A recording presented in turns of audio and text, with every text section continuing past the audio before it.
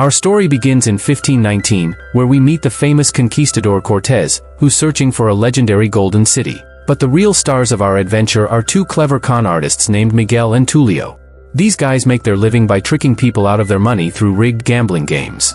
During one of their scams, a man puts his map up as a bet. Tulio notices something incredible. It's the same map that leads to the legendary city of gold. The bet seems too risky for Tulio, but Miguel convinces him they should play. Amazingly, the gambler's dice show the exact same numbers they need to win. Tulio starts collecting all the gold and that precious map when, oops, his own loaded dice fall out of his pocket. These were the rigged dice that always showed the same winning numbers. When everyone realizes they've been cheated, the crowd goes wild. They demand the city guards arrest these scoundrels. But our clever duo starts fighting each other as a distraction, confusing everyone long enough to make their escape. Their getaway isn't smooth sailing though. They run straight into an angry bull. Now they're being chased by both furious townspeople and a raging bull. In desperation, they hide inside two large barrels. Little do they know, these barrels get loaded onto a ship, and not just any ship, but Cortez's own vessel. When evening comes, they're discovered and dragged out. Cortez himself appears and delivers the bad news: "You'll be my slaves from now on." Days pass with no chance of escape, until Miguel notices something important. There's a beautiful horse named Altivo on the ship, and Cortez treats it terribly. Miguel hatches a plan. He tempts Altivo with an apple and asks for help. The intelligent horse actually brings him a key. Miguel and Tulio manage to escape in a small rowboat, but here's the heartwarming part: Altivo jumps overboard to join them because he wants to be with his new friends. The three companions sail across the ocean until the waves carry them to a mysterious island. At first, they're thrilled to reach land, but their excitement quickly turns to fear when they discover human skulls scattered around.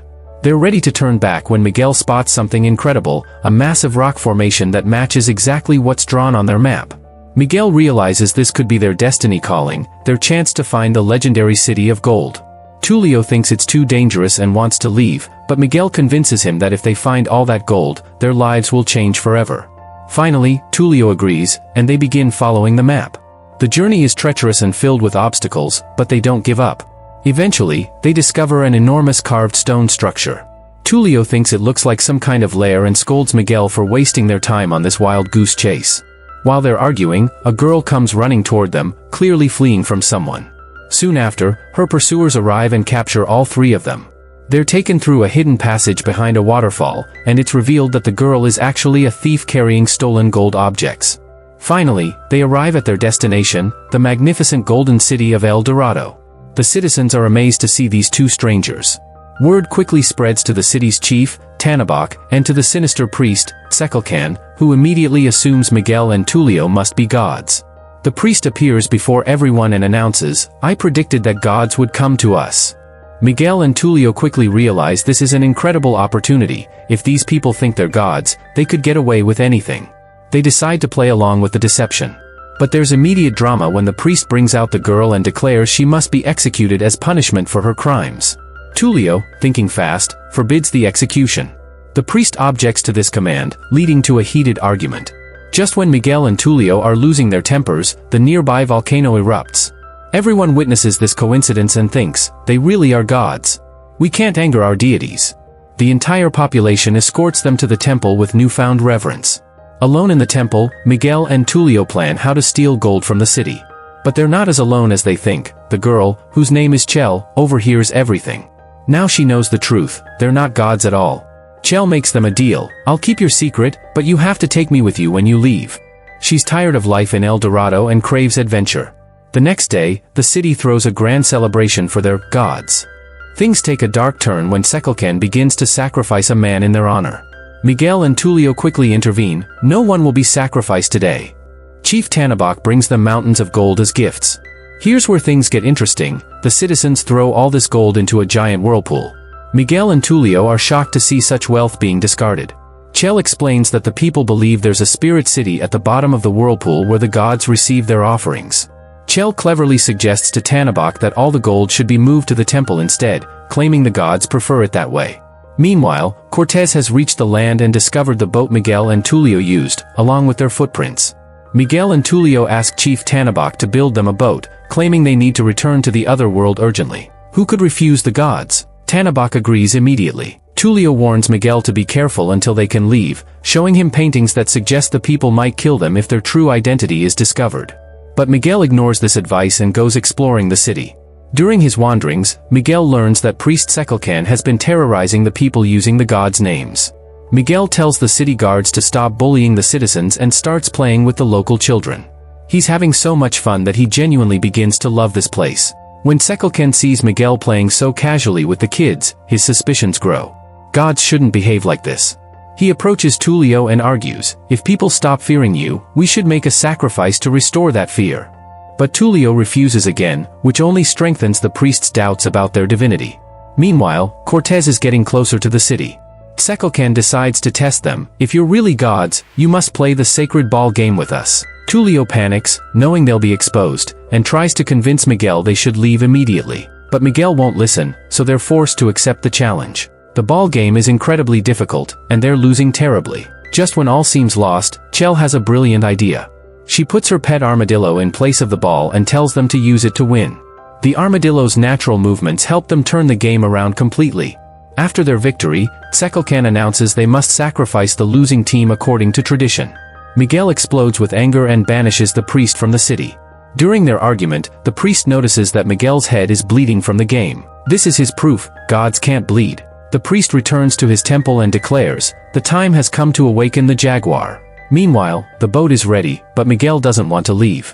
He's fallen in love with Dorado. Chief Tannabok notices this and tells Miguel, our doors are always open to you both. It's clear the wise chief has figured out they're not really gods. On the romantic front, Tulio and Chel have grown close and confess their feelings for each other. When Miguel sees this, he feels hurt and jealous, thinking he's lost his best friend to someone else. The priest performs a dark ritual, sacrificing a citizen to gain power, then attacks the city with a giant stone jaguar brought to life. Chel sees the danger and shouts, we need to get out of here. All three flee as the massive jaguar pursues them. The jaguar catches Chel, but Miguel and Tulio work together to rescue her by distracting the beast. They end up running toward the volcano, but even the fire can't harm this magical creature. The priest commands that Miguel and Tulio be thrown into the giant whirlpool, but in the struggle, he falls in with his own jaguar creation. The rushing water carries the priest out of the city, where he encounters Cortez. The priest mistakes the conquistador for a god, while Cortez notices the gold in the priest's ears. Miguel announces to the citizens that he wants to stay in El Dorado because he's grown to love it so much. This breaks Tulio's heart, but he's too hurt to argue and plans to leave with Chel. The next day, a messenger runs to them with urgent news. Smoke has been spotted in the distance.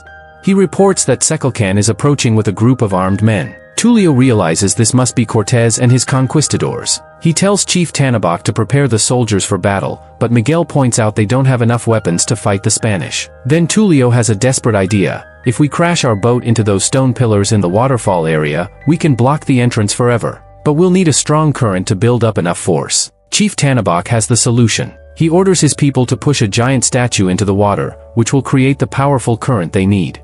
Miguel and Tulio get into the boat and sail toward the pillars, but disaster strikes when their mast suddenly breaks. Miguel sees from a distance that the falling statue might crush them. Without hesitation, he rides Altivo at full speed to help them fix the mast. Tulio pleads, you have to go back. If you stay on this boat, you'll never be able to return to the city. Miguel's response is heartbreaking. I can't live in that city without you. The boat speeds forward and crashes into the pillars, sealing El Dorado forever. The ship is destroyed, and all their gold spills into the water. They look up to see Cortez arriving with Tzekel-Kan. When Cortez finds no way to enter the city, he realizes the priest has been lying. He orders his men, arrest him. We're taking him prisoner. Tulio is devastated because they've lost all the gold, but he doesn't notice that Altivo's horseshoes are made of solid gold. Miguel comforts his friend, and they reconcile, putting aside their recent conflicts. The movie ends with Chel, Miguel, and Tulio setting off on a new adventure together, proving that sometimes the real treasure isn't gold, it's the friendships we make along the way. And that's the complete story of The Road to El Dorado, a tale of friendship, adventure, and discovering that the greatest riches aren't always what we expect to find.